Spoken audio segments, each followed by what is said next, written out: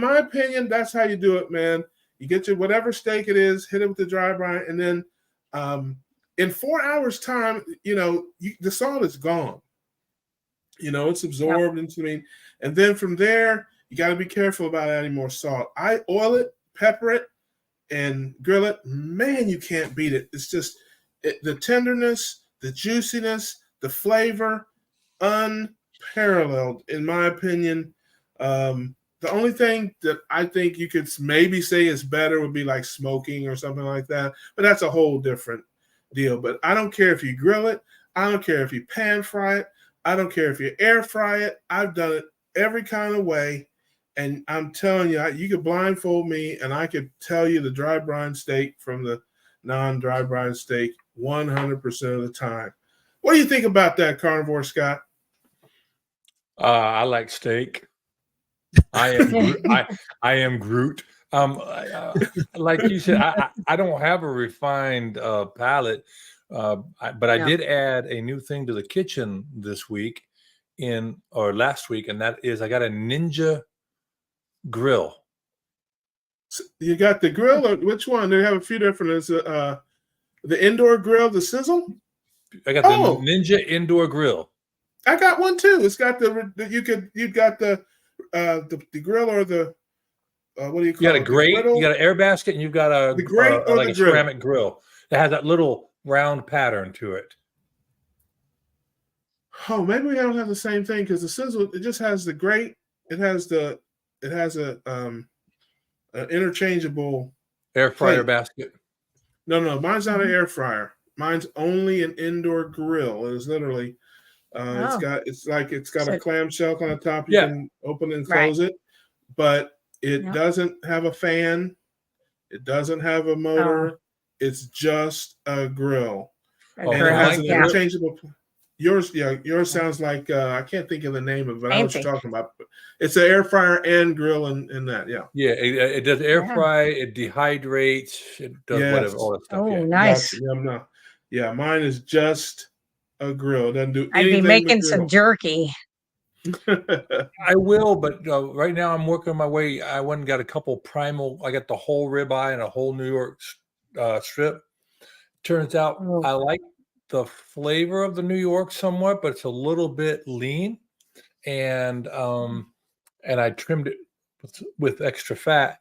I like the ribeye better, and I think I'm just going to go buy whole ribeyes from here out because I can buy it at the military commissary, and I can get the USDA Select for $9 a pound, $9.27 a pound. Yeah, pretty good.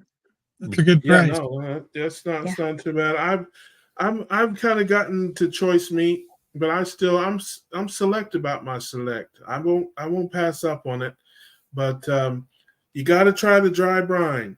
I'm telling you, you will not be disappointed if you. I've tried it, but it just doesn't last that long. I just end up cooking and eating it. It's not more of a caveman approach, I even liked it so much. I was when I was slicing the roast up. I don't have mad butcher skills, maybe like Brett. Okay, I got a big 10-inch breaking knife. And I cut it, and as I move it around, I sometimes end up with a sliver, and I just started eating it raw, while I was cutting, and it was good. It was really good, but I can't get much more than anything thicker than a 1/4 inch. And I don't like the texture of that raw meat like that. But if it's like we're talking like not quite Arby's, but close to thin like that, just a little extra piece. Oh, it's gone. I'm nomming on that like it's my job. Yeah, I've not experienced the taste of raw meat. When you say your sliver, I thought you were gonna say your butcher skills weren't good. You got a sliver of your finger in there sometimes. I thought you only half a thumb. He's got all the digits. Right. No, I don't. Yeah, Uh-oh. You don't. You are missing part of a digit, darn it. Yeah. Yeah, he said his butcher skills weren't that good. That's just, You can only count right. to 9.5. My pastor got me. My pastor got me the other day. He always picking on me, and he was like, talking about. You're freezing up on us, Scott. If you can hear us, what's that? I hope it's not me. It could be me. Am I freezing up? Are you guys? Can you guys hear me? It's Okay. Yeah, me. I can hear. Yeah. Scott, you're freezing up on us, brother. You may have to go out and come back in. I'm gonna do that real quick. All right. You were saying something about the brine there, I think, Brett, a minute ago. I might have interrupted you. Yeah. Well, I'll give that dry brine a try. Do you leave it in the refrigerator to dry No. brine? No, I Set don't it ever out? put my I don't ever put my meat on the grill cold. That's the other thing that I've done Yep. that totally changed my entire. It elevated my game. I like the meat to be about room temperature, maybe slightly a little bit more, but it's perfect Okay. because you take them out of the fridge, hit them with the salt, and I don't do a lot. You know, that's another thing too. When you look at different videos, you see some people load it up on there, and maybe that depends on how long you're doing it for. I'm only doing it 4 hours. If I was doing it shorter than that, maybe you use more salt if it's shorter. I don't know, but Do you salt both sides? yes, I saw both sides and just lightly and sit there for 4 hours. And it's crazy, man, because, you know, if you leave it and come back 4 hours later, the salt is gone and the meat is 10 shades darker. Like it just, you know, it goes from red to like a deep dark burgundy. And then from there, I just oil it up with your oil of choice, avocado, olive, bacon grease, beef tallow, whatever. And then if you want to you have to be very sparing with the salt, because if you hit it hard with a salty, I know you got your rubs and things. If you have something with a lot of salt in it, I would make a salt-free rub, just maybe your garlic, your peppers, whatever, you know, because if you hit it hard with the salt again, it'll be real salty because it's already salted. I black pepper it, oil it, and hit it on the grill, man. And if you just take one out of the fridge, you can just do a control thing. That might be a video for you, man. You know, it's a video material for you. Take 2 steaks, one out of the fridge, one with the dry brine, and do the meat lock. Hit them at the meat locker with that, and see. You can tell the difference, which you definitely will be able to. I promise you. So, do you have that meat on a rack? I've done it both ways. I do have some racks. They're kind of away, and I'm too lazy to get them a lot of the times. But I have some silicone. Cutting boards. No. They're like cookie sheets. Like you can bake with them. They're like cookie sheets. And I use those because they're easy to clean, and I can throw them right in the sink and all that. I have some different sizes. I have little smaller ones and bigger ones, and I do all kind of stuff on those. I put them on the sink. I crack eggs on them, all kind of, because they're just easy to clean up. But yeah, some people do have racks. I've done it in just a regular pan. I've done it, believe it or not, still in the foam container they come in. I take the little diaper out from underneath it. Salt them on hit them on both sides, and leave it right there in the styrofoam container. I told you, man, I'm not the guy. I'm not all scientific with it. You know, if the rack happens to be out, I've done it on a plate. When I do it on a plate, it gets a little seepage, and you have to take a paper towel and blot it dry. So when I flip it, it's not sitting in that juice, so to speak. So the dry part of the brining can actually occur. Listen, he's 10 times better than me. I don't do any of that. I'm telling you. I dry mine. If I get the family pack, let's say from Costco steaks, I'm telling you, I open them up, I take them out, take out the diapers or the little thing, and I salt the one side, flip it over, salt the other side, and I leave it right there in that white styrofoam container for 4 hours. And who knows, maybe, yes, there is a little bit of moisture, not a ton. No. But yeah, and maybe I'm missing something, but I take them right off of there, oil them, pepper them on the grill. I don't rinse them. I don't, nothing, just like that. So, and listen, I'm not saying you should do anything that I do. Laura and Scott are eminently more, I'm sure, better qualified to give you instructions than I am.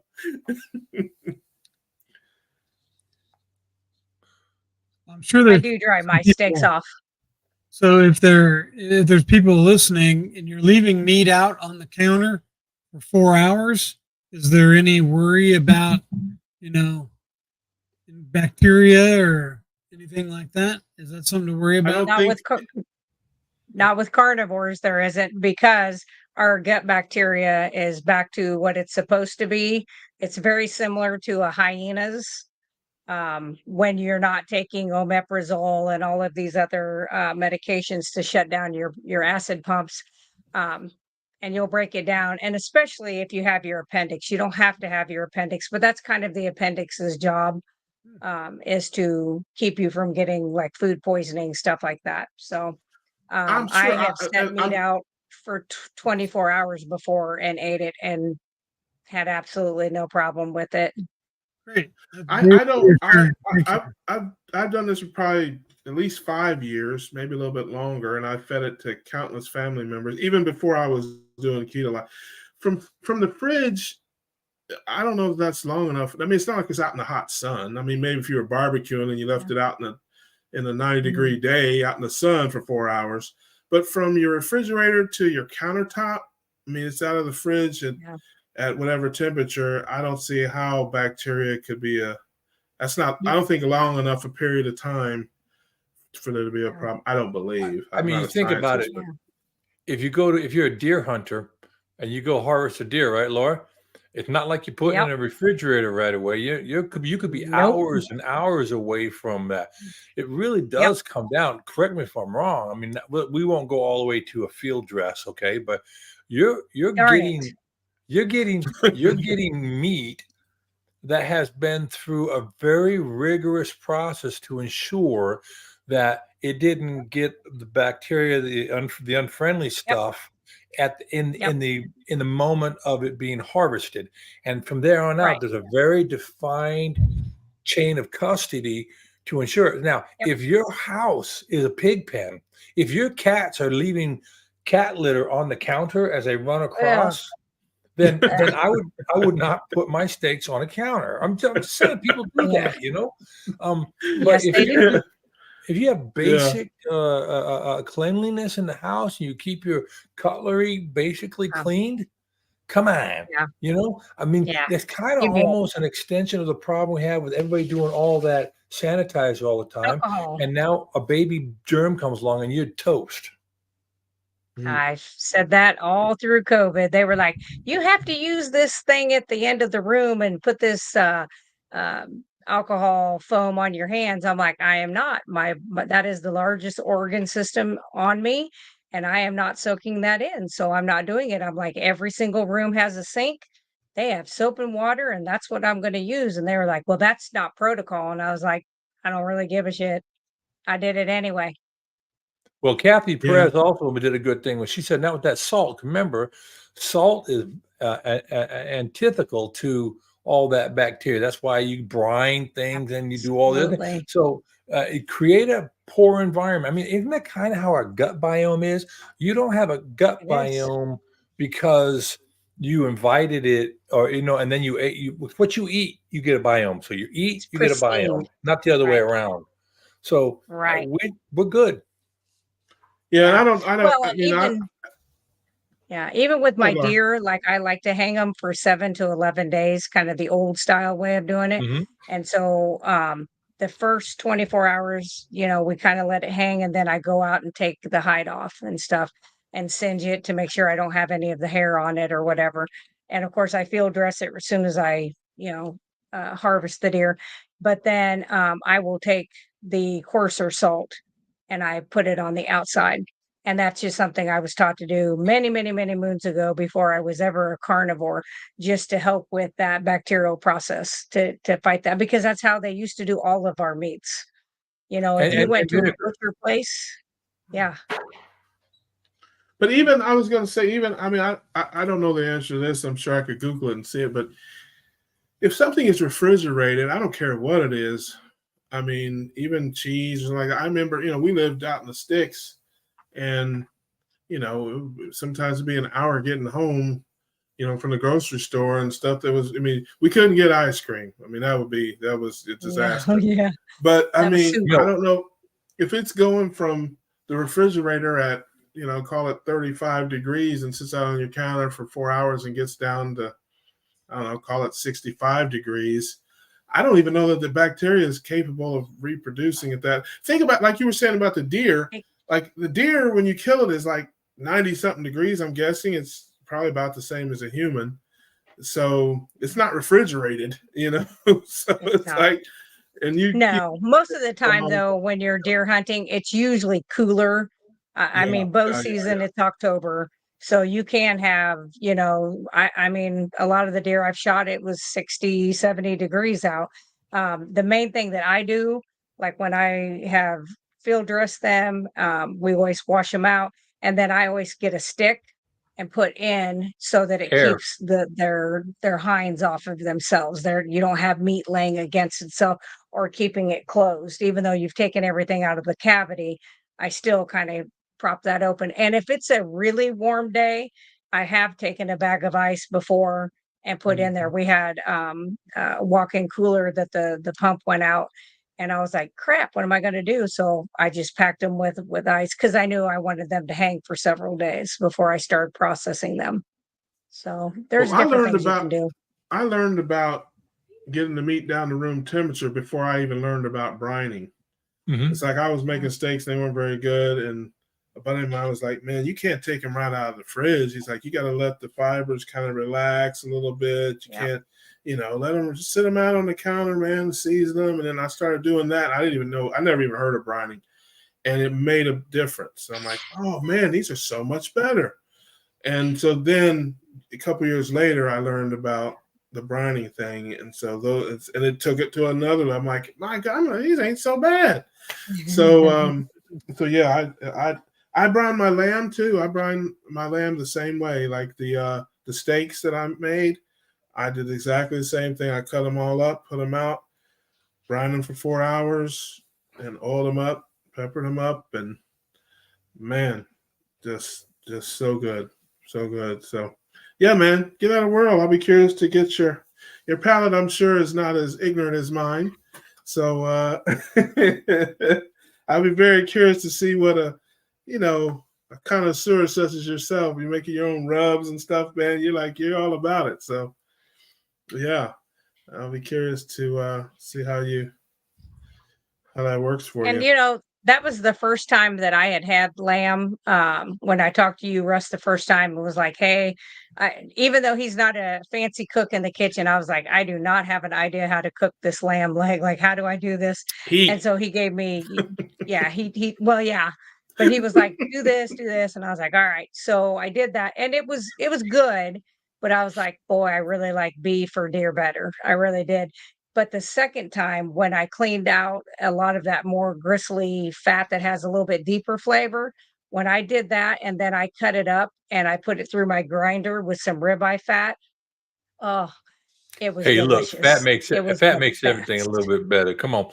I remember Absolutely. That's true. I remember when we were young, my dad had us raise some pigs because he didn't want to pay pork prices because pork prices in the 70s was so bad. Anyway, my sister got caught up with the job of making the sausage from the cuts of, Yep, absolutely. non-suitable cuts. Well, we told my sister to, trim them out, right? Right. Well, this is the same sister who became a nuclear engineer, an electrical engineer, right? Awesome. But she trimmed it out, and then we had a hand grinder. She hand grinded it and did all the spices like she was told. And they tasted great, but you could put a sausage patty about the size of, I don't know, about a 3-inch diameter sausage patty, 4 inches. And when it got done, it was the same size because she took all the fat out. Wow. There was no fat. I mean, it was like cooking a pork steak, but bless her heart. But to this day, she still doesn't eat sausage because she knows what she cut out. You know what I mean? But she's like, I know what's in there. You got to add the fat, man. You got to have it. Yeah. Yeah, you do. There is a science behind the brining process. I would not even. You want comedy? Yeah, that'd be comedy. Have me try to explain the scientific, process. I think you did a great job. With the yeah, but if you care to, like, if people have questions or like, if you Google dry brine, go to YouTube, put dry brine in the search, you'll see 2,469 videos of people, doing it and explaining all how, and all the different ways they do it. Some people use a lot of salt. Some people use a little salt. Some people do it 12 hours, 15, 18 hours. Some people do it 1 hour. So there's just like, and I have tried probably at least 30% of them. Some of them are ridiculous to me, but yeah, the 4 hour for me is best bang for the buck because I don't want to do anything overnight. I don't want to. If I want to have steaks tonight, I want them tonight. I don't want to prepare steaks for tomorrow. So that's to get the best bang for the buck. In my opinion, you could dry age them next. You could start dry aging next. Russ. Yeah, that stuff is like I said. That's above my pay grade, man. Anything is like, but if like tomorrow, if I say I want steaks tomorrow, I'll take a bunch of steaks out of the freezer, put them in the fridge, and when tomorrow go to bed. When tomorrow comes, I want to eat. So I'm gonna take them out, salt them, cook them, and we're gonna eat that day. Well, I've inadvertently done some aging in the fridge because when I cut my when I cut my steaks up, I just put them in a Ziploc. They're not going to last 2 months in my freezer, so I don't worry about vacuum sealing them, right? But I'll pull them up. What I did is I put 3 in a bag at a time. Well, I pull out a bag by the time it thaws out, and then I do the one. Well, then maybe I'll do the second one later that day. And then the next day, I don't really feel like steak because I just eat 2 pounds of steak. So then I'm going to have something else. So it could be day 3 or 4. And I thought, oh, yeah, I got a steak in there. Better cook that thing up, And it's been dry aged pretty much now for 3. It just sits on a plate. And I'm feeling very fortunate that my bride doesn't get upset when she opens up the thing. That, oh, there's meat laying on a plate in the fridge. I'd steal it if I was there. I'd be like, this is mine. She can have all of it she wants. Yeah, I think you've got some. Marvin Nally says, hello from East Texas. Go Carnival for life. East Texas, I don't know exactly. I was in Texas. Half of the panel was in Texas last month there. East Texas, I think that's Houston. I know. Me neither. Houston is east. Beaumont, Houston. I'll be in Kentucky. Yes, you're going to be in Kentucky. And which, by the way, I have to do this, or Erica will probably want to chop me in the throat. I'll put her ticker down there, too. If anybody's interested in going to Keto Orlando, I think the promo code still works for 15% off tickets. She was on the show a couple weeks ago promoting that. And shout out to Erica and all the folks there. So I hope the promo code still works. That event is the 1st of August. So it's only a little more than a month away. I hear there's an event on the 4th of August. I'm sure there's stuff around different places. The Indiana meetup? You want to talk about? There is an event. Yeah, here in my town. Yeah, I'm having my meetup on August 4th at a lake just on the north side of Indianapolis. I might need the address for that. Yeah, it's on my Facebook. It's on my YouTube channel, on my community page. I rented out a shelter, holds 100 people. There's barbecue grills there. There's fishing and walking paths and volleyball and a huge kids playground. And I got the shelter all day. Starts at noon, goes till probably 8 or 9 o'clock or whenever everybody gets done. And it's a bring your own meat and grill it there. And maybe bring a side dish. I'm supplying the charcoal and bottled water and plates and utensils. And all you got to do is bring your meat. So what's a side dish for a carnivore? Deviled eggs? Bacon. Yeah. Sure. Bacon. Egg salad. Bacon. Salmon salad. There's a few. Salmon salad. There's a big keto community here too. And a lot of them are coming. And I've been to their events. So there'll be some keto dishes and stuff there too. So which is I'm just fun, and I'm thinking about driving. It'd be a little bit of a haul, but I'm thinking I might actually try to do that, man. Oh, that'd be awesome. Would love to see you up here. Family. And Speaking Laura, of family, you're invited Sandy too. You're just in Illinois. I know. I'm not that far. She says, "Hi, Russ. I'll see you in Keto Orlando." Yes, you will. I will be there. I love me some Sandy Mac. You can see me a lot sooner than that if you act right. Just come on up. She just lives about 30 miles from me. Oh, Maybe 40 miles. She's wow. just Not too south of far. me a little bit there. Yes. So yeah, just shoot me a message or something. You can see me before that. She is the coolest. She is cool as the other side of the pillow. My buddy Sammy. Wow. That's cool. Yes. Well, that'd be great all if you right. can make it up for the meetup, Scott. That'd be awesome. You know, Yeah. I'm gonna see what I got to do. I got some things working. I got a big event at the church, so I gotta what do you call it? I have to maneuver carefully, but I'm gonna see what I can. So I don't want to over promise it, but Sure. that's a good deal, because I tell you what, if y'all haven't heard, I've been evangelizing the fact of what carnivore did for me here recently through some of the medical stuff. So, Yeah. far as the liver stuff, right? Yeah. I saw that. Yeah. I think last week Yeah. you put something in the chat about that.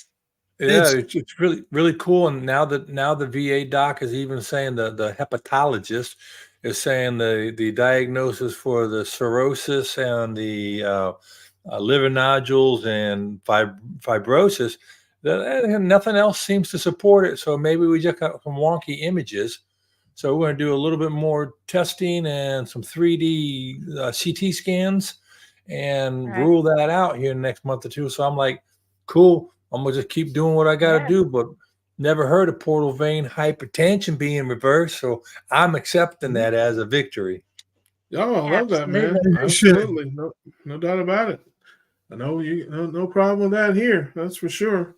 And we're trying to get something together for September. We'll see how that goes. We're in the planning stages of I will be up that way in September. I will be in the Ohio, Indiana, Western Ohio, Indiana area. So we're looking at maybe something Indianapolis-y. Maybe like a that. get together at a restaurant or Yeah. someplace like that. Maybe do one of those Brazilian steakhouse deals. Yeah. I don't know. We're still talking about it. But Yeah. I'd love to get together with you if you're up here. So Yeah. So that's the plan there. But now have you changed your channel, Scott? Are you still? I'm I still see the carnivore, comments. Scott. I'm just putting Okay. stuff on there to be. I to be got you. I cute. see the common sense carnivore there, so I'm like, oh, I didn't want to No. promote the wrong channel. But we've got, of course, everybody's channels there except for the common sense guy's carnivore. He's still carnivore. Scott, check him out. We got my man who's your carnivore. Check him out.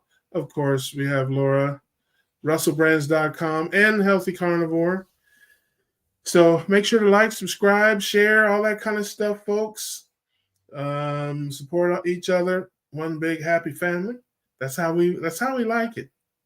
one big family, happy or not. So That's right. oh, I got Make it one till other, you make it. Yeah, go ahead. You got something else, Brett? Yeah, I got one other thing. I just locked in Dr. Kiltz on my channel, July 31st, in the Meat Locker. Legendary Dr. Kiltz will be here. Love Dr. Kiltz. He Love is Dr. Kiltz. full of energy. We had him on the Meaty Mondays too.